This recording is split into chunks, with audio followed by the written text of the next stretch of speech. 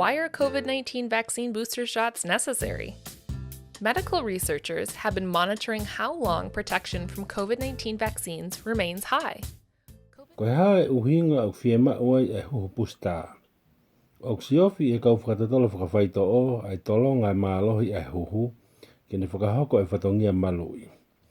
O kukei hoko atu pēa e ola lelei lahi e huhu malu'i Koviti I hona whakasi isi e buke lahi tā kota whare mahaki pia moe mate. Ka kua whakatu umai e ha teita fo ou e alu pētai mi moe holo ai mālohi o hona malu'i e whaito o ai kakai kua huhu ki ai. The recommended timing is based on research showing when boosters are most effective at increasing immunity. Hange be ko ngahi huhu maheni o Koviti tahaiwa.